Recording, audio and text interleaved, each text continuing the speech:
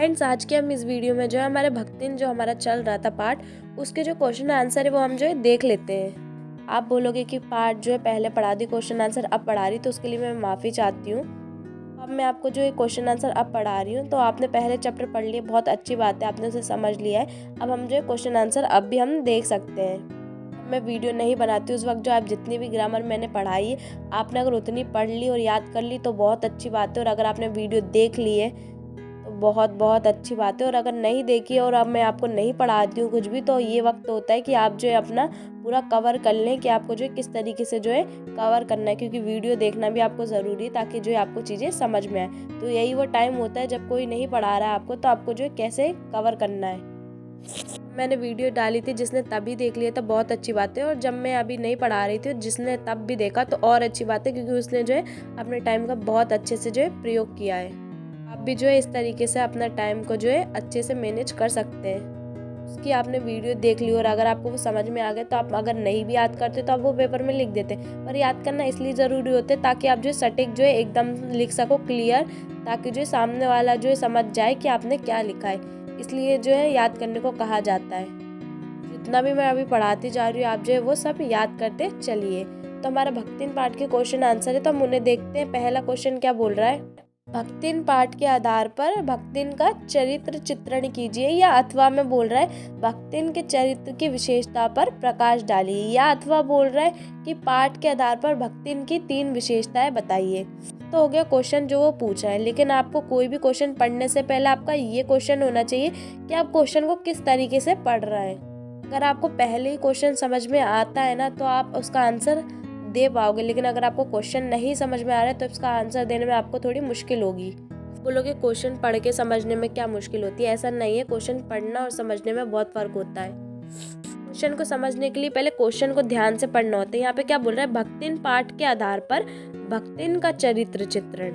अब मैंने जब आपको चैप्टर पढ़ाया था ये वाला, तो उसमें मैंने आपको भक्तिन के चरित्र चित्रण की कुछ विशेषताएं बताई थी, या कुछ जो है मैंने आपको उसका चरित्र के बारे में बताया था।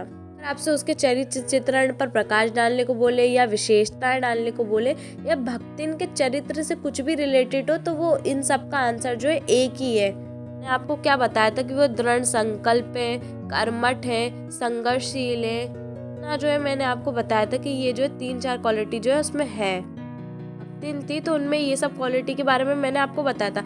अब इन्हीं क्वालिटी जो ये बताई है मैंने, इन्हीं क्वालिटी को क्या करना है, आपको इसमें थोड़ा डिटेल डालना है कि वो कर्मठ किस तरीके से थी, संघर्षशील महिला कैसे थी। मैंने आपको स्टोरी बताई तो मैंने आपको बताया कि उसमें जो इन्होंने किस तरीके से संघर्ष किया। कर्मठ मतलब काम के प्रति कितनी वो थी। अगर आपने जो चैप्टर अच्छे से समझा होगा तो आप जो इसका आंसर बहुत ही आसानी से लिख लोगे। फर्स्ट बोल रहा है साधारण व्यक्ति। साधारण व्यक्ति भी मैंने आपको बताया था कि वो जो है कैसे सफ़ेद साड़ी पहन के गले में तुलसी की माला डाले बहुत साधारण रहती थी। तो हो गई आंसर से पहले जो है हमने समझ लिया कि हमने जो कितना जाना था भक्तिन के चैप्टर में और कितना हमें जो आया था।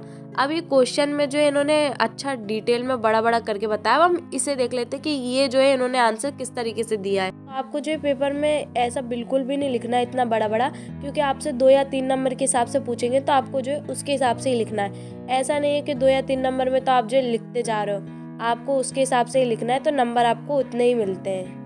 को ज़्यादा एकदम बड़ा चढ़ा के लिखना है ना, आपको जो है बहुत छोटा लिखना है। ऐसा मीडियम लिखना है कि आपका जो है 2 या 3 नंबर के हिसाब से ये जो कंप्लीट हो जाए। अब इन्होंने इतना बड़ा दे दिया, आपको इतना बड़ा नहीं लिखना है। आंसर में क्या लिखा है कि भक्तिन लेखिका की सेविका है, लेखिका ने उसके जीवन संघर्ष का वर्णन किया है। क्या लिखा है कि उसके चरित्र की निम्नलिखित विशेषताएं हैं। यहाँ पे इन्होंने बता दिया कि जो भक्तिन है वो लेखिका की सेविका है। लेखिका कौन है? महादेवी वर्मा। तो लेखिका ने उसके जीवन संघर्ष का वर्णन किया। इन्होंने ये भी बता दिया कि जो है इनके जो जीवन संघर्ष के बारे में जो किसने वर्णन किया, तो हमारी लेखिका, यानी लेखिका कौन है? महादेवी वर्मा। और आगे लिखा है उसके चरित्र की निम्नलिखित विशेषताएं, तो उसके की जगह आप लिखना भक्तिन के चरित्र की निम्नलिखित विशेषताएं। चाहे तो ऊपर का आप ये बता भी सकते हो कि भक्तिन जो है लेखिका की सेवा थी, ये सब। अगर आपको नहीं बताना है तो आप डायरेक्ट यहाँ से भी शुरू करोगे कि भक्तिन की चरित्र की निम्नलिखित विशेषताएं, तो भी आपका सही होगा। जो क्वेश्चन में पूछ रहा है वो आप डायरेक्ट भी बताते तो कोई दिक्कत नहीं है। डिपेंड करते हैं नंबर पे कि कितने नंबर में कौन सा क्वेश्चन आता है। अगर 2 नंबर में आता है तो आप नहीं लिखना, लेकिन अगर 3 नंबर में आता है तो आप लिख देना। ये तो आपको पता ही कि जो है भक्तिन कौन थी, लेखिका की सेविका थी। इसमें जो है रटने जैसा कुछ भी नहीं है, इसमें जो है सब समझने वाली बात है। अगर आपने पढ़ा है तो आप कर लोगे, अभी रटने वाली एक भी चीज़ नहीं आई है। इसकी पहली विशेषता क्या लिखी है, साधारण व्यक्ति। मैंने जब आपको चैप्टर पढ़ाया था तो उसमें मैंने आपको बताया था कि वो कितनी साधारण महिला थी। अगर यहाँ पे आप पहला पॉइंट साधारण महिला लिख रहे हो तो इसमें आप उनके बारे में बता दो कि वो कैसे साधारण थी। जैसे यहाँ पे क्या लिखा है कि भक्तिन अधेड़ उम्र की महिला है, उसका कद छोटा व शरीर दुबला पतला है, उसके होठ पतले तथा आंखें छोटी है। आप ये भी लिख सकते कि भक्तिन जो है वो काफ़ी साधारण व्यक्ति थी। ये भी बता सकते हो कि उसका कद छोटा व शरीर दुबला था, उसके होठ पतले तथा आंखें छोटी हैं। अगर आपको नहीं मालूम है तो आप ये बता सकते हो कि वो जो है साधारण व्यक्ति थी और वो जो है अपना जीवन यापन बहुत ही साधारण तरीके से व्यतीत करती थी। तो इस तरीके से आप लिख सकते हैं। तो आपको जो सही लगे और आपको जो समझ में आ जाए, ये याद हो जाए, तो आप उस तरीके से लिख सकते हैं। जो रटने में एक्सपर्ट है, अगर वो रटना चाहता है तो रट भी सकता है, कोई दिक्कत नहीं है। पर इतना सब कुछ नहीं लिखना, थोड़ा थोड़ा आप सबके बारे में लिख दीजिए। जैसे सेकंड में क्या लिखा है, कर्मठ। अब कर्मठ क्या होता है, काम करने में स्फूर्ति होती, तेज होते हैं, वो कर्मठ कहलाते हैं। जैसे यहाँ पे क्या लिखा है, भक्तिन कर्मठ महिला है। जब मैंने चैप्टर पढ़ाया था तब मैंने आपको बताया था कि भक्तिन जो है कर्मठ महिला है। आगे इन्होंने क्या बता दिया, ससुराल में वह बहुत मेहनत करती है। मैंने आपको बताया था जब वो ससुराल में क्या मेहनत करती थी, यानी उसके जो ससुराल वाले उससे बहुत काम करवाते थे, उससे, उसकी बेटी से, तो वही बात इन्होंने यहाँ लिख दी है। आगे लिखा है वह घर खेत पशु आदि का सारा कार्य अकेले करती। आगे और क्या लिख रहा है कि लेखिका के घर में भी वह उसके सारे कामकाज को पूरी कर्मठता से करती है, वह लेखिका के हर कार्य में सहायता करती है। ये लाइन मैंने आपको नहीं बताई होगी कि वह घर खेत पशु आदि का सारा कार्य जो अकेले करती है। तो बताया था कि काम करती, पर आपने अगर चैप्टर और अच्छे से एक एक पैराग्राफ को पढ़ा है तो आप ये जो लाइन लिख देंगे कि वे घर खेत पशु आदि का सारा कार्य अकेले करती। इस पॉइंट को देख लेते किस तरीके से लिखना चाहिए। आप ऐसे लिख सकते हैं कि भक्तिन जो है कर्मठ महिला है, या आप ये लिख सकते हैं ससुराल में वे बहुत मेहनत करती हैं, या आप ये लिख देना है लेखिका के घर में भी वे उसके सारे कामकाज को पूरी कर्मठता से करती हैं। बस आपको जो इसमें इतना ही लिखना है, इतना ज़्यादा नहीं लिखना है। से आगे क्या लिखा है, थर्ड संघर्षशील महिला। अब इसमें भी आप मन से लिख सकते हो, आपको जो है इसके मेन होना चाहिए, आपको पॉइंट याद रहना चाहिए। डिटेल आप इसकी मन से लिख सकते हैं, क्योंकि अगर आपने चैप्टर पढ़ा है, आपको पता है भक्तिन क्या थी, तो आप लिख सकते हो। जैसे यहाँ पे क्या लिखा है कि भक्तिन बेहद स्वाभिमानी है। मैंने आपको बताया था कि वो जो है बेहद स्वाभिमानी है, सम्मान के लिए जो है काफ़ी स्वाभिमानी है, खुद मेहनत कर लेगी पर जो है दूसरों से कभी कुछ नहीं मांगेगी। यहाँ पे और भी कुछ आगे लिखा है, इतना कुछ नहीं लिखना, आप यहाँ से लिखना कि पति की मृत्यु के बाद उसने किसी का पल्ला नहीं थामा तथा स्वयं मेहनत करके जो है घर चलाया। इतना ही लिख देंगे आप, बहुत है। आगे फोर्थ पॉइंट क्या बोल रहे हैं, सच्ची सेविका। भक्तिन थी, वो क्या थी, भक्तिन में सच्चे सेवक सभी गुण है। जो वो भक्तिन थी उनमें क्या है, सच्चे सेवक में जितने भी गुण होते हैं वो सारे गुण जो है भक्तिन में थे। जो है लेखिका है, उन्होंने क्या बताया था, उसे जो है हनुमान जी की स्पर्धा करने वाली बताया, क्योंकि वो इतनी सच्ची जो है सेविका थी। आगे आप ये लिख सकते हैं कि वह जो है छाया की तरह जो है लेखिका के साथ रहती है, और आगे तथा जो है उसका गुणगान करती है। तो इतना भी आप लिखेंगे तो बहुत है, इतना ज़्यादा आपको लिखने की ज़रूरत नहीं है। इसका पॉइंट क्या बोल रहे हैं, धार्मिक प्रवृत्ति। भक्तिन जो है क्या लिखा है, धार्मिक प्रवृत्ति की महिला थी। तो जो है क्या शास्त्र का ज्ञान था, अतः वो अपनी बातों का प्रमाण शास्त्र की घटनाओं से देती थी। तीन जो थी उन्हें क्या शास्त्र का वो ज्ञान था, और वो जो भी अपनी बात कहती थी महादेवी वर्मा से, वो कैसे प्रमाण देते हुए जो अपनी बात कहती थी। प्रमाण देते हुए कैसे, जैसे कोई रामायण में कोई चीज़ हुई है तो उस चीज़ के थ्रू जो है अपनी बात कह देती थी। तो इस तरीके से जो है वो धार्मिक प्रवृत्ति की थी। को जरूरी नहीं है इसके 5 ही पॉइंट याद हो आपको, जो है 5 पॉइंट जो है नहीं है तो 4 तो आपको याद रखने, याद भी क्या रखने आपको, सिर्फ जो है ब्लैक से जो मेन टॉपिक है बस वो याद रखना, अंदर का तो आप मन से लिख सकते हैं। आपसे 2 नंबर में पूछे तो आप जो है 2 को अच्छे से डिटेल कर देना, लेकिन अगर आपसे 3 नंबर में पूछता है तो 3 को जो है अच्छे से जो है आप डिटेल कर देना। तो 4 ज़्यादा से ज़्यादा 4 या 3 ही आएंगे, तो आपको 5 याद रखने की ज़रूरत नहीं। अगर आप रख लेते सिर्फ टॉपिक ही तो याद रखने, तो बहुत अच्छी बात है। चैप्टर से भी जो है बोर्ड में जो है क्वेश्चन आया था, वो मैं आपको बाद में बताऊंगी कौन सा क्वेश्चन आया था। अभी हम पहले इसको जो है पूरा पढ़ लेते हैं। फर्स्ट क्वेश्चन कंप्लीट हो गया, तो इस तरीके से जो है आप अपने हिसाब से कर सकते हैं, इतना बड़ा आपको लिखने की ज़रूरत नहीं, आपको समझ में आ गया होगा। अब हमारे अगले क्वेश्चन की हम बात करते हैं। हमारा अगला क्वेश्चन क्या लिखा है, भक्तिन व लेखिका के बीच कैसा संबंध था। जो भक्तिन थी और जो लेखिका थी यानी जो महादेवी वर्मा थी, उन दोनों के बीच संबंध कैसा था। तो जो भक्तिन क्या थी, वो क्या थी, लेखिका की जो है सेविका थी। अगर आपने ये चैप्टर को और अच्छे से खुद से पढ़ा होगा तो बहुत अच्छी बात है। इसमें आगे आंसर में क्या लिखा है ये देख लेते हैं। यहाँ पे लिखा है लेखिका व भक्तिन के बीच बाहरी तौर पर सेवक स्वामी का संबंध था। यहाँ पे जो है लेखिका और जो भक्तिन थे उनके बीच बाहरी तौर पर कैसे संबंध था, सेवक और स्वामी, यानी जो भक्तिन थी वो सेवक थी और जो महादेवी वर्मा थी यानी जो लेखिका थी वो स्वामी थी। जैसे बाहरी तौर पर टीचर स्टूडेंट का होता है, भाई बहन का होता है, मम्मी पापा का होता है, वैसे ही जो है यहाँ पे भी कहते हैं सेवक और स्वामी का। जो भक्तिन थी वो सेवक थी और जो स्वामी थी वो लेखिका थी। क्या बता रहे हैं वो, परंतु व्यवहार में ये लागू नहीं होता था। मतलब जो इनका व्यवहार था, दोनों का व्यवहार एकदम अलग अलग था। अलग कैसे था, थोड़ा आगे हम पढ़ते। यहाँ पे क्या लिखा कि महादेवी उसकी कुछ आदतों से जो है परेशान थी, जिसकी वजह से यदा कदा उसे घर चले जाने को कह देती थी। दिन क्या थी, महादेवी वर्मा को अपने रंग में ढालने की कोशिश करती थी। जैसे वो वहाँ से आई थी, खाना वाना भी वैसा बनाती थी वो, कि हर चीज़ की जो है वो, जैसे उनका सामान रहता था कहीं भी कुछ भी उठा के रख देती थी, पैसे वगैरह को। तो इस तरीक़ों से उनकी जो कुछ आदतें थी उनसे जो परेशान थी। आपने खुद से चैप्टर पढ़ा है तो बहुत अच्छी बात है, आपको पढ़ना चाहिए ताकि आपको और अच्छे से समझ में आ जाए। जिसकी वजह से क्या हो जाता था कि उन्हें जो है घर चले जाने को कह देती थी कि तुम जो अपने घर चली जाओ। ऐसा बोलती थी कि अपने घर चली जाओ, घर में तुम कब से नहीं गई हो, ऐसा। ये ना वो उनकी इतनी अच्छी सेवक थी कि उसके वजह से जो है वो घर नहीं जाती थी। उन्होंने मना कर दिया था कि मैं अपने घर नहीं जाऊंगी। आगे यहाँ पे क्या लिखा है कि इस आदेश को वे हंसकर टाल देती थी। वो उन्हें ऐसा कहती थी और वो जो है हंसकर जो है टाल देती थी। आगे यहाँ पे क्या लिखा है, दूसरे वह नौकरानी कम जीवन की धूप छांव अधिक थी। और दूसरी तरफ क्या था, जो भक्तिन थी वो क्या थी, नौकरानी कम थी। वो उनके यहाँ जो काम करने आती थी वो नौकरानी कम थी, क्या थी, उनके जीवन की धूप छांव अधिक थी, यानी जो उनके सुख दुख में जो है साथ देती थी वो। और आगे यहाँ पे क्या लिखा है कि वह लेखिका की छाया बनकर घूमती थी। जो भक्तिन रहती थी वो लेखिका की छाया बनकर उनके पीछे पीछे घूमती थी, यानी वो जहाँ जाती थी वहीं चली आती थी, उनकी जो है बहुत सेवा करती थी। आगे यहाँ पे क्या लिखा है, वह आने जाने वाले अंधेरे उजाले और आंगन में फूलने वाले गुलाब व आम की तरह पृथक अस्तित्व रखती थी।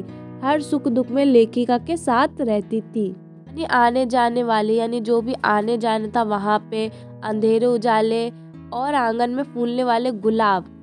जिस तरीके से आने जाने वाले होते हैं, अंधेरा उजाला होता है, आंगन में जो फूल जो गुलाब खिलते हैं, वह आम की तरह पृथक अस्तित्व रखती थी। आम की तरह, आम क्या सबसे अलग हो जाता है, राजा कहलाते, तो उसकी तरह क्या पृथक यानी अलग जो है अस्तित्व रखती थी। आगे क्या लिखा है कि हर सुख दुख में लेखिका के साथ रहती थी। तो लेखिका के जो है हर सुख दुख में साथ रहती थी। अगर आप ये इतनी सारी लाइन लिख सकते हो तो आप ये लिख सकते हो कि वो जो है लेखिका के साथ जो है हर सुख दुख में जो है साथ रहती थी। इस तरीके से जो है आप लिख सकते हो कि वो किस तरीके से जो है भक्तिन और जो है लेखिका की थी, उनके बीच संबंध क्या था। तो मैंने आपको बता दिया है, आपको इसको याद करना है, रटने जैसा कुछ भी नहीं है। आपको अभी याद नहीं होता तो एक बार 2-3 बार पढ़ लीजिए, आपको ये याद हो जाएगा।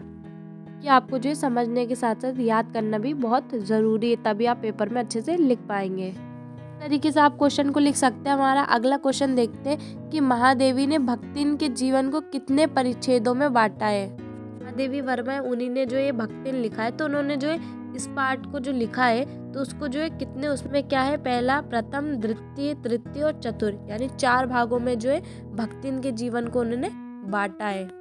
कैसे बांटा है हम ये भी देख लेते हैं। उत्तर में क्या लिखा है कि महादेवी ने भक्तिन के जीवन को 4 परिच्छेदों में बांटा जो निम्नलिखित है।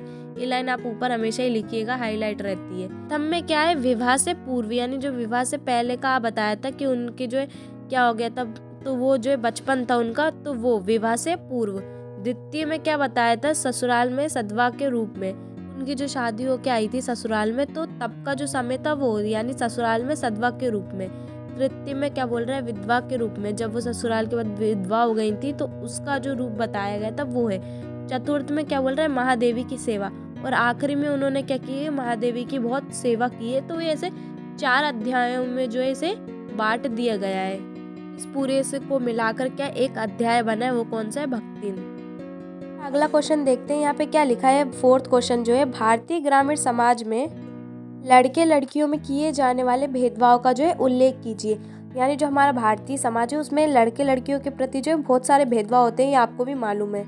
इस क्वेश्चन में भी रटने जैसा कुछ नहीं है, आप प्रैक्टिकल लाइफ में देखते हो आपकी जो है सारे भेदभाव होते हैं लड़का लड़कियों में। लड़कों को बाहर निकलने का इतनी वो रहती, लड़कियों को नहीं रहती। लड़के करे तो सही है, लड़कियां करे तो गलत है, ऐसे बहुत सारे कुछ भेदभाव रहते हैं।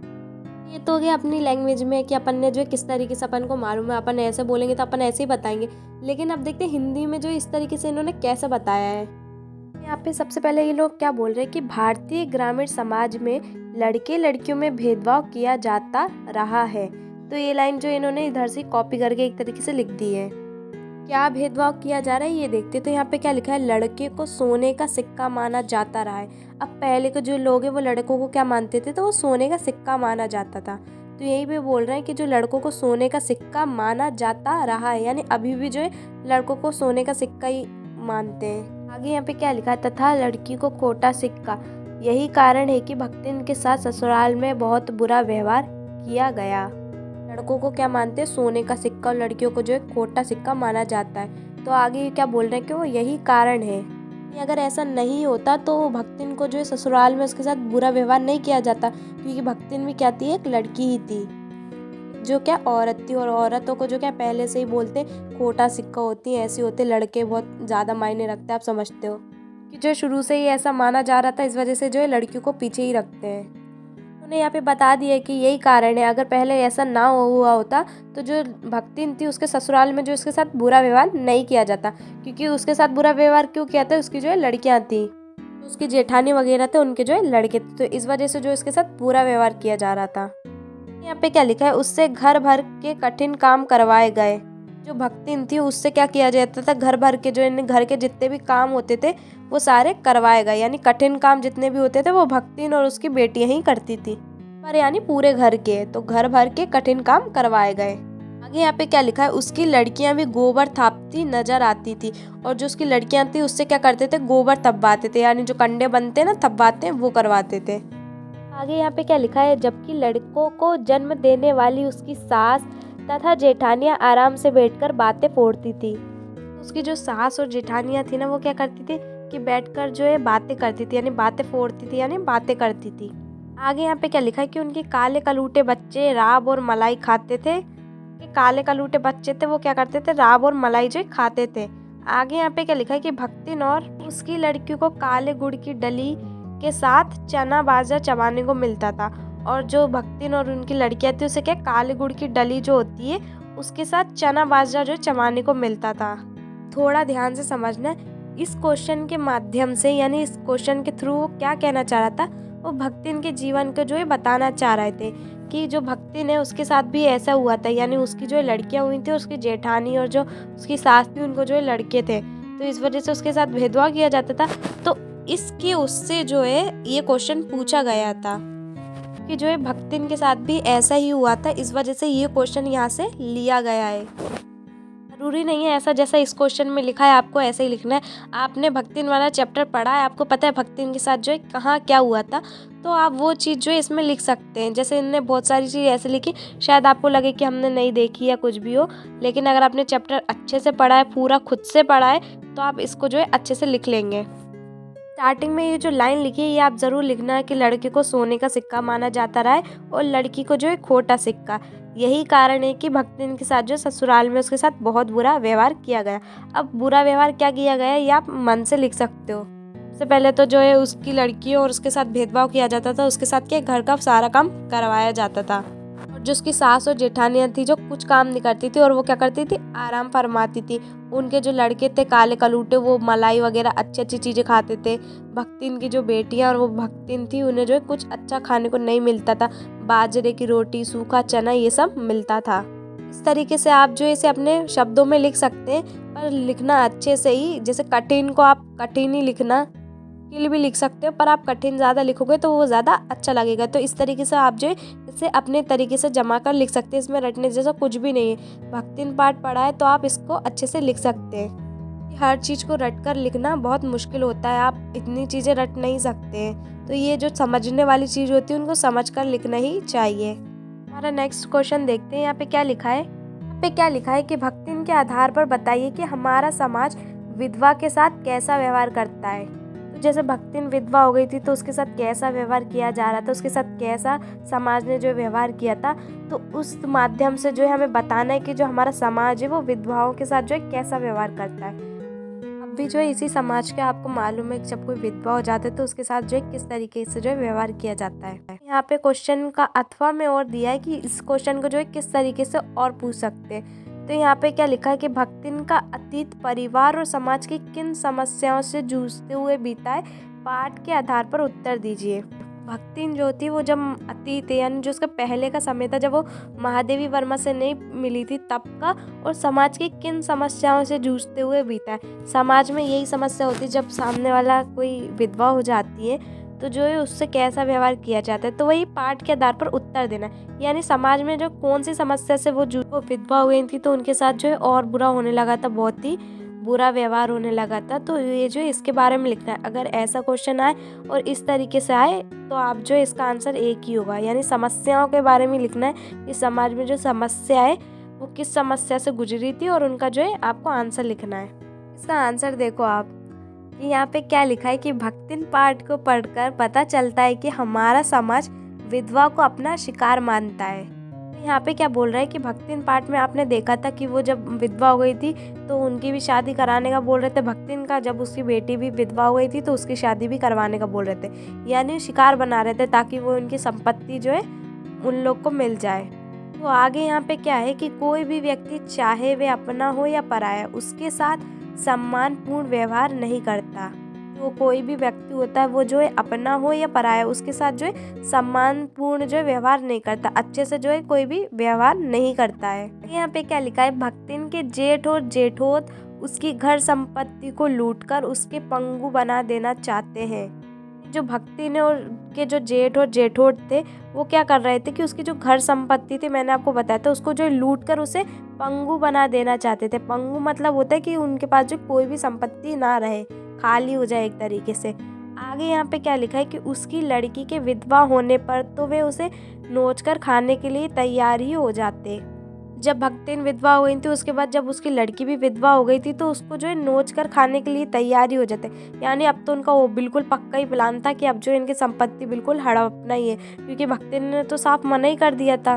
पे यही बोल रहे हैं कि वो नोच कर खाने के लिए क्या थे, तैयारी हो जाते हैं। यहाँ पे क्या लिखा है कि परिवार वालों के एक तीतरबाज युवक को विधवा पर धावा बोलने के लिए प्रेरित करना घृणित व्यवहार है। जो उनके परिवार वाले थे भक्तिन के, वो क्या कर रहे थे कि तीतरबाज युवक यानी जो है इधर उधर मुंह मारता फिरता है या इधर उधर रहता है, कहीं उसका काम वाम नहीं करता है जो, तो वही उस युवक को क्या कर रहे थे, विधवा पर धावा बोलने के लिए। उसने क्या बोला कि जो भक्तिन की जो लड़की थी उस पर जाओ धावा बोलते, यानी उससे जो जबरदस्ती उससे शादी कर लो ताकि उसकी संपत्ति जो है हमें मिल जाए। तो उसके लिए प्रेरित करना घृणित व्यवहार है, मतलब ऐसा जो करता है बहुत ही घृणित व्यवहार है, मतलब बहुत ही गंदी बात है। अगर कोई ऐसा करता है किसी के साथ, जो भी कोई ऐसा किसी विधवा के साथ ऐसा व्यवहार करता है वो बहुत ही बुरी बात है, ऐसा नहीं करना चाहिए। तो वही बात यहाँ पे लिखी है। यहाँ पे क्या लिखा है कि इसमें पुरुषों के साथ महिला भी सम्मिलित है। इसमें जो उसके जेठो वगैरह थे वो तो थे ही, साथ में उनकी जेठानी वगैरह थे वो भी जो है सम्मिलित थी, यानी इन सब ने जो इनके परिवार वालों ने जो है रचा था ये। आगे यहाँ पे क्या लिखा है कि यहाँ तक कि गांव की पंचायत भी विधवाओं की लाज की रक्षा नहीं कर सकती। यहाँ तक कि जब वो गांव में पंचायत बैठी थी उसने भी जो है उनको ज़बरदस्ती बोल दिया था कि अब तुम लोग को शादी करनी पड़ेगी, मतलब पंचायत ने भी जो है उनकी लाज की जो है रक्षा नहीं की और ज़बरदस्ती जो है उससे शादी करवा दी थी उसकी बेटी से। आगे यहाँ पे क्या लिखा कि वे भी विधवाओं के लिए बेड़ियाँ तैयार करती है। बेड़ियाँ यानी एक तरीके से रुकावट ना, बेड़ियाँ बांधी रुकावट लाना उन्हें वो करना, तो वही जो है विधवाओं के लिए क्या करती थी, बेड़ियाँ जो है तैयार कर देती थी। बेड़ियाँ बांध देते मतलब यहाँ से हिलना नहीं तो बेड़ियाँ बांध देते, उस तरीके से। जो क्वेश्चन में आपको क्या करना था, जब भक्तिन जो है विधवा हो गई थी और उसकी बेटी जब विधवा हो गई थी तो उसके साथ जो कैसा व्यवहार किया था समाज वालों ने और जो उसके परिवार वालों ने, तो उसमें आपको लिखना था। अगर आपने, मैं फिर बोल रही हूँ, अगर आपने स्टोरी अच्छे से पढ़ी है तो आप जो इसका आंसर बहुत ही अच्छे से दे देंगे, क्योंकि ये सब जो पूरा स्टोरी में था और वही उठा के जो यहाँ पे लिख दिया गया है। इससे जो है आपने अगर स्टोरी पढ़ी है, आपको याद है, तो आप मन से लिख सकते, कोई दिक्कत नहीं है। लिखने का तरीका सही होना चाहिए और जो आप वर्ड यूज़ कर रहे हो, शब्द जो भी यूज़ कर रहे हो, वो हिंदी के ही होने चाहिए सही। जैसे हमारा आगे अगला क्वेश्चन देख लेते हैं। यहाँ पे क्या लिखा है कि भक्तिन प्रखर तर्कशाली थी, प्रमाणित कीजिए। तो वहाँ में करके क्या लिखा है कि भक्तिन वाक पटुता में बहुत आगे थी, पाठ के आधार पर उदाहरण देकर पुष्टि कीजिए। तो मतलब क्या है, यानी जो भक्तिन है वो प्रखर तर्कशाली थी, प्रमाणित कीजिए। प्रखर तर्कशाली मतलब होता है जो बात करने में अपनी बात को एकदम अच्छे से कह सके और अपनी बात में एकदम कॉन्फिडेंस जो है फील कर सके। और नीचे यहाँ पे क्या लिखा है कि भक्तिन वाक पटुता में बहुत आगे थी, यानी जो उनके बात करने का तरीका था वो बहुत एकदम चतुर थी और बहुत अच्छे से जो है बात करती थी। दोनों ही क्वेश्चन जो है एक जैसे, अगर वो आए चाहे ये आए, तो इसमें जो बात एक ही है। तर्कशाली आओ चाहे वाक पटुता, यानी जो उनके बात करने का जो तरीका है वो बहुत चतुर थी। वो एकदम क्या है, अपनी बात बहुत ही अच्छे से कह देती, उन्हें जो बोलना रहता था वो बोल देती थी। तो वही जो है, तो इसके पाठ के आधार पर जो है उदाहरण देकर हमें जो समझाना या प्रमाणित करना है कि वो जो है तर्कशाली कैसी थी और वाक पटुता कैसी थी, कब उन्होंने क्या बोला और वो जो है किस तरीके से वाक पटुता जो वो आगे थी। तो हमें जो इसका आंसर देना है। इसका आंसर देखते पहले इन्होंने जो है क्या आंसर दिया है। यहाँ पे क्या लिखा है, इन्होंने भक्तिन जो है तर्क पटु थी, यानी जो बात करने में बहुत चतुर थी। आगे यहाँ पे क्या लिखा है, वे जिस बात को मानती थी उसे पूरी शक्ति से कहती थी, यानी उन्होंने अगर बोल दिया कि वो ये बात वो मानती हैं, तो उसे जो है अपनी पूरी शक्ति यानी पूरी हिम्मत से जो है कह देती थी। आगे यहाँ पे क्या लिखा है, उसे कहा गया कि वे घर में इधर उधर रखे पैसों को मटकी में क्यों डालती हैं, यह चोरी है। तो भक्तिन इसे चोरी नहीं मानती, वे इसे पैसा संभालना मानती है। यानी जब आपने पाठ पढ़ा था इसमें, तो क्या था कि जो भक्तिन थी वो क्या करती थी, महादेवी वर्मा के घर में जितने भी इधर उधर पैसे पड़े रहते थे, तो उन पैसों को वो क्या करती थी, एक मटकी में डाल देती थी, यानी जैसे गुल्लक होती ना, उसमें जो है डाल देती थी। तो जो महादेवी वर्मा थी वो उनसे कहती कि ये चोरी है, भक्तिन इसे चोरी नहीं मानती।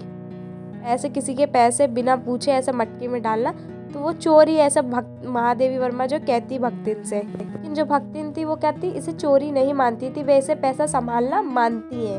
तो वो क्या कहती थी, ये चोरी नहीं, इसे मैं पैसे संभाल रही हूँ। किसी के भी घर पे जाओगे, ऐसे कोई चीज़ उठा के रख दोगे, सामने वाले यही समझेगा ना आपको चोर है। तो यही है वहाँ पे वो बात है।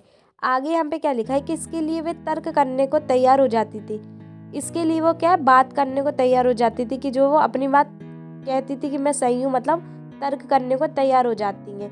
आगे यहाँ पे क्या लिखा है कि वे अपने केश मुंडाने को लेकर भी शास्त्रों का हवाला देती हैं। यानी जो भक्ति रहती है वो अपने केश मुंडवा ली, यानी जो सिर मुंडवा लेती है, तो उसको लेकर जो है शास्त्रों का हवाला देती थी। जब महादेवी वर्मा उनसे पूछती थी तुमने जो है सिर जो है क्यों मुंडवाया है, तो वो शास्त्रों का ज्ञान देने लगती थी। यानी वो अपनी बात को बहुत ही तर्क से कहती थी कि हाँ जो मैं कर रही हूँ या जो मैं कह रही हूँ वो एकदम सही है। आगे यहाँ पे क्या लिखा है कि इसी प्रकार पढ़ाई लिखाई से बचने के लिए भी वे अचूक तर्क देती हैं। तो आगे यानी जब वो पढ़ाई लिखाई क्या कहती थी महादेवी वर्मा कि तुम जो पढ़ाई लिखाई क्यों नहीं करती हो, क्यों तुमने नहीं की है, तो वो जो इसमें भी जो है बहुत ही अच्छे से तर्क कहती, यानी अपनी बात इस तरीके से कहती थी कि वो जो गलत ना हो, वो एकदम सही है, यानी भक्तिन जो एकदम सही है। यानी यहाँ पे क्या लिखा है आगे, हमारी मालकिन रात दिन किताबों में गड़ी रहती है, अब मैं भी पढ़ने लगूँ तो घर गृहस्थी कौन देखेगा। इस प्रकार भक्तिन अपने पक्ष में तर्क देना बखूबी जानती है। जब वही महादेवी वर्मा उनसे पूछती है कि तुम जो क्यों नहीं पढ़ती हो, तुम भी पढ़ा करो, तो वो इस तरीके से जवाब देती हैं, क्योंकि भक्तिन क्या बोलती कि हमारी मालकिन, यानी जो महादेवी वर्मा है उन्हें वो मालकिन कहती थी, कि वो रात दिन किताबों में जो गड़ी रहती हैं, अब मैं भी पढ़ने लगूँ तो घर गृहस्थी कौन देखा। तो वो इस तरीके से बोलती कि आप तो पढ़ती हो, अगर मैं भी पढ़ूंगी तो घर गृहस्थी जो है कौन देखेगा। इस प्रकार वो क्या करती थी, भक्तिन अपने पक्ष में जो है तर्क देना बखूबी जानती थी, यानी किस तरीके से अपनी बात को बोलना है और मनवाना है, ये बहुत अच्छे से वो जो है जानती थी।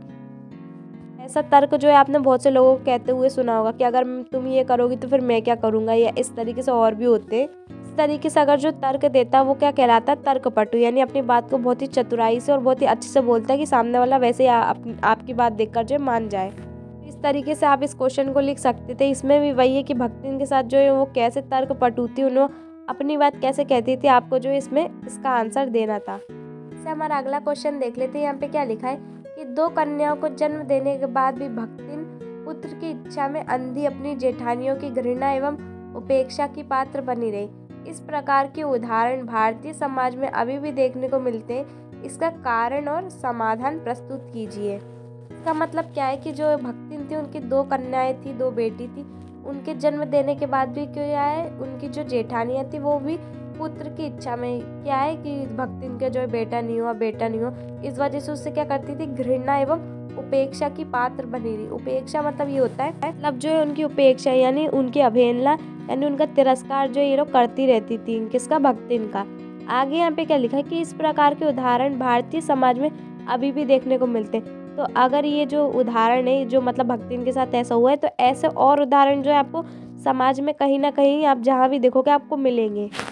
ऐसा जो है अभी भी अपने जो भारतीय समाज है इसमें जो है अभी भी ये सब हो रहा है। तो इसके आगे हमें इन्होंने क्या लिखा है कि इसका कारण और समाधान प्रस्तुत कीजिए। तो आपको ये बताना है कि इसमें जो किस कारण से ऐसा होता है और इसका जो है समाधान क्या है। हम जो इसका समाधान क्या कर सकते हैं कि जिससे जो है ऐसा ना हो। तो अब इसका कारण देख लेते हैं। सबसे पहले इन्होंने कारण पूछा, ये किस कारण से जो है हो रहा है। तो इसका कारण आप देखिए यहाँ पे क्या लिखा है। यहाँ पे क्या लिखा है कि यह समस्या भारतीय समाज में आज भी व्याप्त है। यानी जो हमारा भारतीय समाज है उसमें जो ये समस्या आज भी व्याप्त है, आज भी आपको ये जो है देखने को मिलेंगी। यहाँ पे क्या लिखा है कि लोग पुत्र को महत्व देते और पुत्री को खोटा सिक्का मानते हैं। ये अभी हम अभी पढ़ चुके हैं कि लोग जो है पुत्र को क्या करते हैं, ज्यादा महत्व देते हैं, यानी लड़के जो होते हैं उन्हें ज्यादा महत्व देते हैं और पुत्री को क्या खोटा सिक्का मानते हैं, यानी जो पुत्री होती है, बेटी होती है, उन्हें खोटा सिक्का मानते हैं। कारण ये है कि पुत्र कमाऊ होता है, यही वजह है। जो लड़का होता है उसे ज्यादा महत्व क्यों दिया जाता है, यानी जो लड़के होते हैं उन्हें ज्यादा महत्व इसलिए क्योंकि वो कमाते हैं और जो लड़कियां जो है वो नहीं होती हैं, यानी वो कमाती नहीं है। तो इस वजह से अब ये जो पहले वगैरह होता था, लेकिन अब की जो लड़कियां वो कमाती हैं, ये पहले की बात चल रही है, इस वजह से ये बोल रहे हैं। तो लड़के को क्या कमाने का ही बोलते हैं। अगर आप अब भी सुनोगे तो ये बोलेंगे ये तो कमा रहे, तुम क्या कर रही हो। तो आजकल जो लड़कियां वो भी कमाने लगी, पर ये बता रहे कि पहले का जो अब होता था, लड़कों को इसलिए महत्व दिया जाता है क्योंकि वो कमाते और लड़कियां जो है उन्हें घर के कामों में लगा दिया जाता है। यहाँ पे क्या लिखा है कि वे माता पिता के संग रहता है और बुढ़ापे का सहारा होता है। अक्सर आपने सुना होगा, ये लड़के रहते वो माता पिता के संग ही रहते हैं और जो लड़कियां रहती वो दूसरे घर चली जाती है और उनके जो है बुढ़ापे का सहारा भी क्या रहते हैं, लड़के ही रहते हैं। ये ऐसा माना जाता है, इसलिए ऐसा होता है कि लड़के जो है सब माता पिता का संग रहेंगे और उनका जो बुढ़ापे का सहारा रहेंगे। बाकी अब ऐसा कुछ नहीं है, लड़कियां बहुत तरक्की कर चुकी है और बहुत ही जो है आगे हैं। और आपको फिर भी कभी ना कभी कहीं ना कहीं ये सब फिर भी सुनने को मिलता है कि जो लड़के रहते हैं, माँ बाप आपको कभी बोलते होंगे कि ये तो मेरे संग रहेगा और यही मेरे बुढ़ापे का सहारा है। तो ये ऐसा आपको सुनने को मिलेगा, आज भी इस समाज में ये सब सुनने को आपको मिलेगा।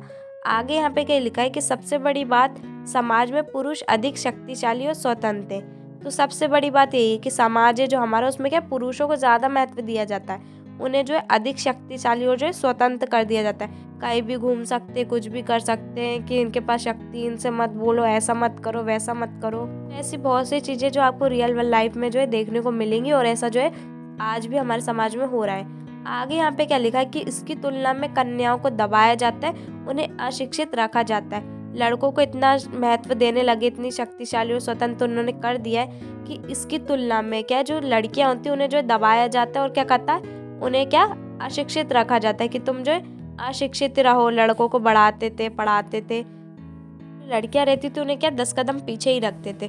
तो यही जो कारण है कि जो आज समाज में हो रहा है, तो इसी वजह से ये सब जो है हमें देखने को मिल रहा है।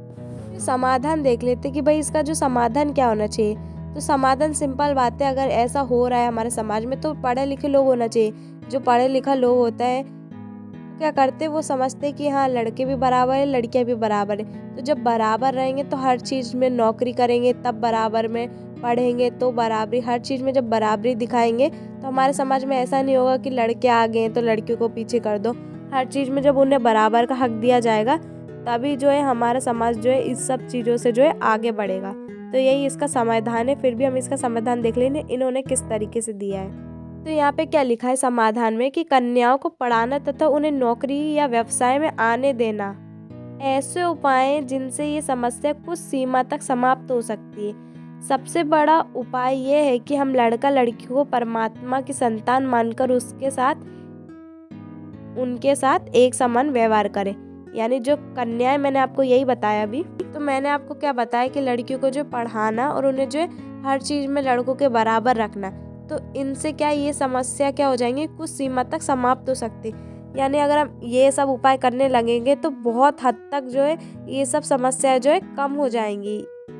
आगे यहाँ पे क्या लिखा है कि सबसे बड़ा उपाय ये है कि लड़का लड़की को परमात्मा की संतान मानकर, यानी लड़का लड़की में कोई भेदभाव नहीं करना, ये समझना है कि वो ऊपर वाले की जो है देन है। अगर ऊपर वाले ने इन्हें बनाया है तो इन्हें जो है एक समान ही बनाया होगा, तभी जो है लड़का लड़की बनाया। ऐसा नहीं करना चाहिए कि लड़की है तो नीचे रखो, लड़का है तो ऊपर रखो, या उन पे जो है भेदभाव करो।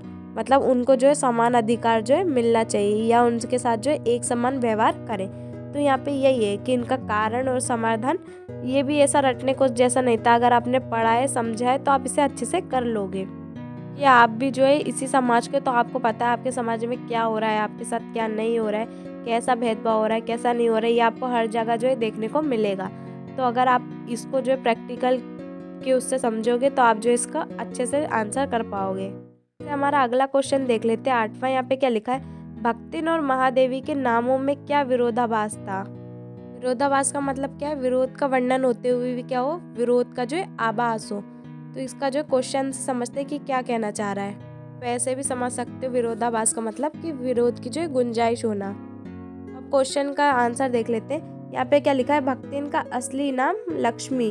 तो भक्तिन का जो असली नाम क्या था, लक्ष्मी था, परंतु वे वास्तव में बहुत गरीब थी। यानी नाम तो क्या था, लक्ष्मी, लेकिन वो असली लाइफ में जो उनकी रियल लाइफ थी उसमें क्या गरीब थी। आगे यहाँ पे क्या लिखा है कि महादेवी नाम में भी महानता और महिमा का भाव है। जो महादेवी का नाम था उसमें क्या था, उनके नाम में महानता थी, और महिमा जो होती है उसका जो भाव था। महिमा वो होती है, हम बोलते हैं ना किसी चीज की महिमा क्या है, यानी इसका जो है महत्व क्या है, क्या महिमा है इसकी, तो वो जो है भाव है इसमें।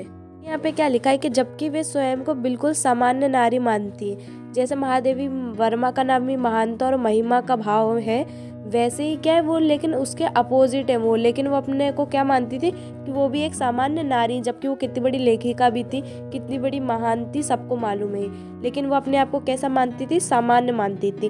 तो जैसे इनके नाम में भी अपोजिट हो रहा है और भक्तिन के नाम में भी अपोजिट हो रहा है, उस प्रकार क्या है, दोनों के नाम में विरोधाभासी, यानी दोनों के नाम में ही विरोधाभासी है। जैसे नाम है पर वो एक दूसरे को वैसा नहीं मानती है। दोनों के नाम में क्या विरोधाभास था, ये आपको समझ में आ गया है, तो ये आप लिख सकते हैं आप कि दोनों के नाम कैसे थे और दोनों एक दूसरे को क्या मानती थी। हमारा अगला क्वेश्चन देख लेते हैं। यहाँ पे क्या लिखा है, भक्तिन को ये नाम किसने दिया और क्यों, पाठ के आधार पर उत्तर दीजिए। यानी जो भक्तिन है, यानी लक्ष्मी नाम तो भक्तिन का पहले से था, लेकिन जो भक्तिन नाम है वो किसने दिया और क्यों, यानी वो भक्तिन नाम तो है महादेवी वर्मा ने दिया था, और क्यों दिया था ये जान लेते हैं। तो यहाँ पे क्या लिखा है आंसर में, भक्तिन को ये नाम महादेवी वर्मा ने दिया। आप सबको पता है भक्तिन नाम जो किसने दिया, महादेवी वर्मा ने, और उन्हीं ने जो है ये भक्तिन चैप्टर लिखा है। आगे यहाँ पे क्या लिखा है, जब भक्तिन ने उसे बताया कि उसका असली नाम लक्ष्मी है, परंतु उसमें लक्ष्मी जैसा कोई गुण नहीं है, अतः वह इस नाम से बचना चाहती है, तब महादेवी ने उसके गले में कंठ की माला देखकर उसे भक्तिन कह दिया। यह नाम भक्तिन को पसंद आ गया। इसमें भी उसी क्वेश्चन की तरह सेम वही है कि जब वो नाम पूछती हैं भक्तिन का, और जब वो नाम बताती महादेवी वर्मा को, तो वो बोलती हैं कि उनका नाम लक्ष्मी है, परंतु उसमें क्या है, लक्ष्मी जैसा कोई गुण नहीं है। तो वो क्या करती, इस नाम से बचना चाहती थी। तो ये देखते हुए महादेवी वर्मा ने क्या किया कि उनके जो गला है, जो भक्तिन थी उसके गले में क्या थी, कंठी की माला रहती थी हमेशा, जो तुलसी की माला पहनते ना गले में वो। तो उस एक कर उन्होंने क्या कर दिया, उसका जो नाम है यानी भक्तिन का नाम क्या रख दिया, भक्तिन रख दिया। तो वह नाम भक्तिन को क्या हो गया, पसंद आ गया। पहले लक्ष्मी था, लेकिन जब भक्तिन नाम रख दिया उनका, तो उन्हें ये नाम क्या है, काफी पसंद आया। जब से ही वो उनका नाम भक्तिन ही पड़ गया था, और वो जो है ये चैप्टर भी उन्होंने इसलिए भक्तिन नाम से ही लिखा।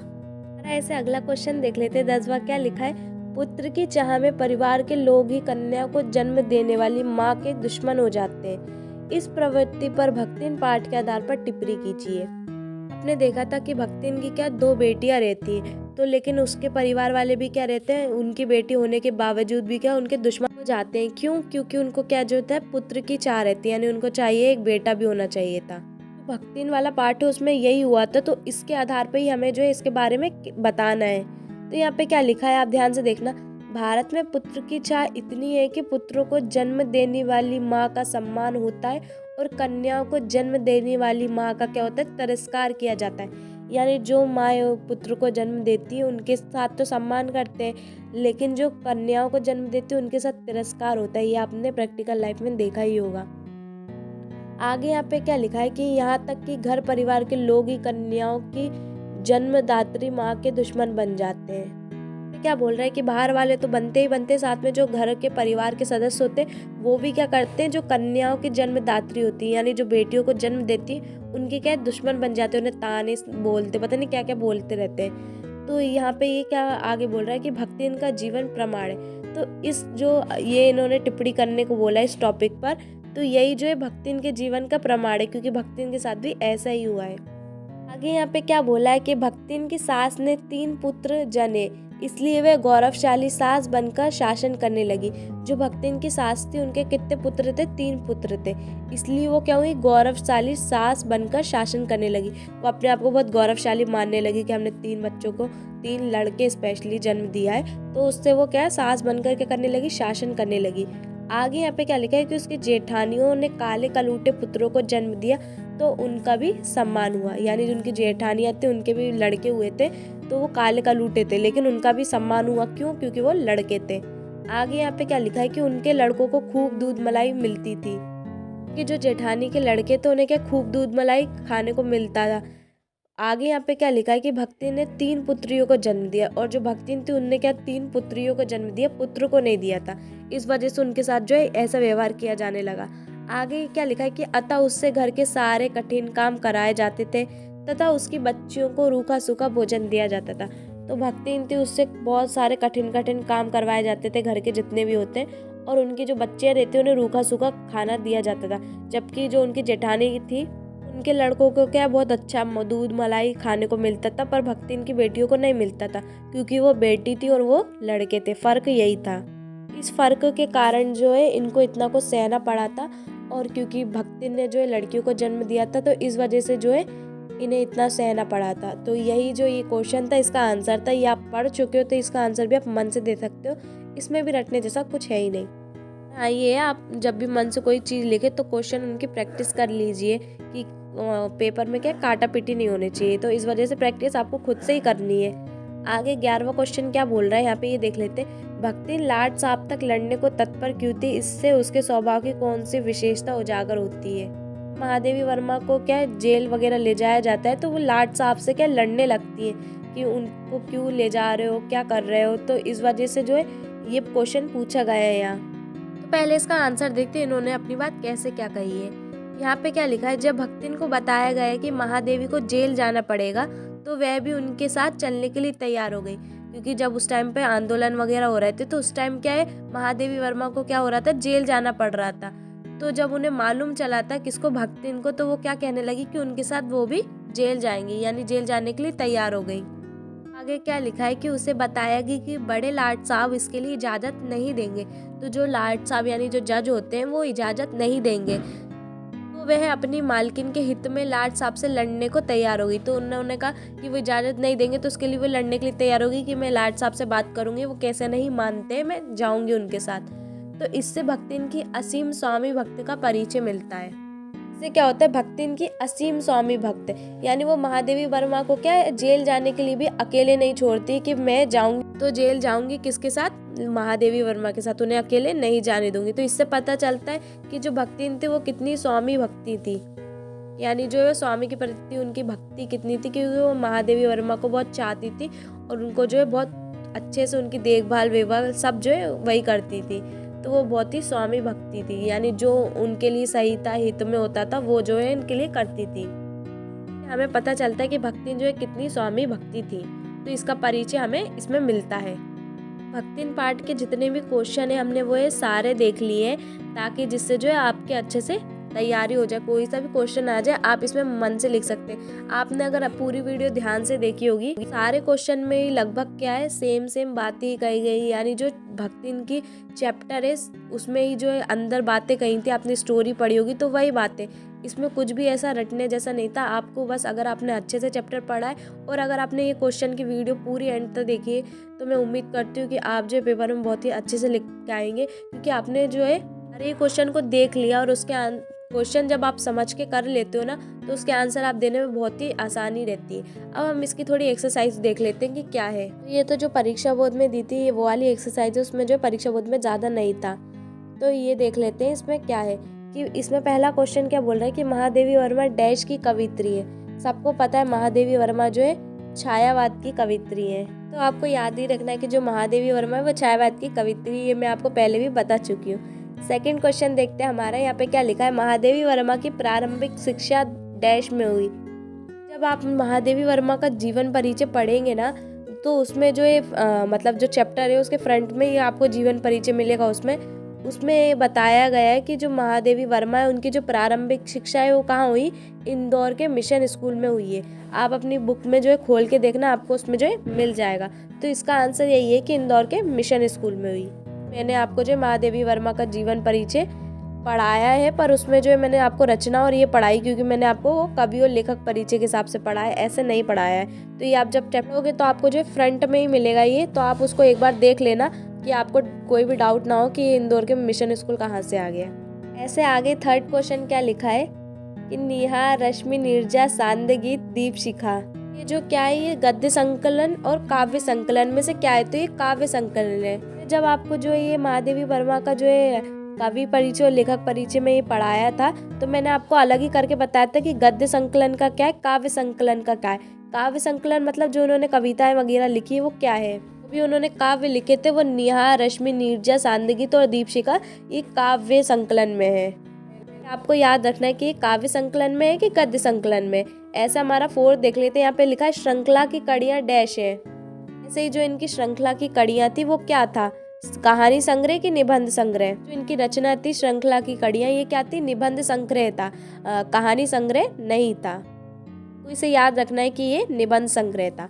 आगे फिफ्थ क्वेश्चन क्या बोल रहा है, भक्तिन महादेवी जी का प्रसिद्ध डैश है, यानी रिपोर्टाज है या संस्मरणात्मक रेखा चित्र है।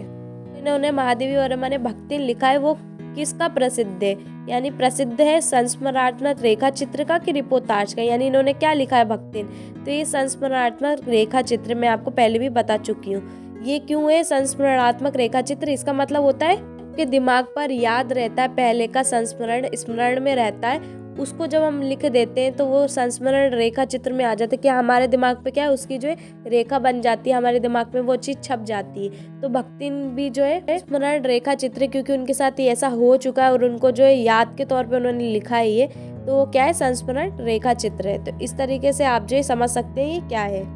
हमारा अब अगला देख लेते हैं सही विकल्प। पहला क्या लिखा है इस पे, महादेवी वर्मा का जन्म सन में हुआ। तो महादेवी वर्मा का जन्म जो है किस सन में हुआ था, तो यहाँ पे क्या लिखा है, 26 मार्च 1907। मैं आपको बता रही हूँ, आप जब पहला पेज पढ़ोगे तो उसमें महादेवी वर्मा का जो जीवन परिचय आएगा उसमें ही है, तो वो भी आप देख लीजिएगा और उसे याद कर लीजिए कि 26 मार्च 1907 को जो है उनका जन्म हुआ था। आगे सेकंड क्वेश्चन क्या बोल रहा है कि भक्तिन का वास्तविक नाम क्या है, ये आपने पूरे चैप्टर में पढ़ा, आप सबको मालूम है, लक्ष्मी था। थर्ड क्वेश्चन क्या बोल रहा है कि महादेवी वर्मा की प्रारंभिक कविता में भाषा, यानी जो उन्होंने प्रारंभिक कविताएं जो लिखी थी वो किस भाषा में लिखी थी, तो उन्होंने जो प्रारंभिक कविता थी वो ब्रज भाषा में लिखी थी, ये आपको याद करना पड़ेगा। ऐसे फोर्थ क्वेश्चन क्या बोल रहा है, 1943 में कवित्री महादेवी वर्मा को सम्मानित किया गया। तो 1943 में जब महादेवी वर्मा को सम्मानित किया गया था तो वो कौन सा पुरस्कार था, तो आपको याद रखना है मंगला प्रसाद पुरस्कार से जो है उन्हें सम्मानित किया गया था। अगला फिफ्थ क्वेश्चन क्या बोल रहा है कि भक्तिन की वेशभूषा है, गृहस्थ एवं वैरागी, तपस्वी, समाज सुधारक, सामान्य महिला। तो क्या थी, गृहस्थ एवं वैरागी थी, यानी जो घर गृहस्थी भी संभालती थी और वैरागो जैसे भी रहती थी वो, क्योंकि गले में तुलसी की माला और सफेद साड़ी पहन के और उनका सिर मुंडा वगैरह रहता था, तो वो क्या थी, गृहस्थ एवं वैरागी थी। जो याद करने वाले क्वेश्चन है आपको उन्हें याद करना, और जो याद समझने वाले थे वो आपने समझ लिए। तो आपको जो ये पूरा चैप्टर आपका कंप्लीट हो गया, 1 घंटे में से पहले ही हमारा कंप्लीट हो गया है। तो आप भी जो है इसे पूरा रट लीजिए और अच्छे से कर लीजिए। आपको इसमें जो समझना था आपने वो समझ लिया है। तो आपके ऊपर है कि आप इसको जो है किस तरीके से याद रखते हैं, क्योंकि सबका अपना अपने तरीके से याद रखने का होता है। तो आप भी इसे याद रख लीजिए। तो हमारी ये वीडियो में हमारा भक्तिन चैप्टर पूरा कवर हो गया है। इसी के साथ अब मिलते हैं नेक्स्ट वीडियो में। उम्मीद है आपको ये जो है समझ में आ गया होगा। मिलते हैं नेक्स्ट वीडियो में। Thanks for watching.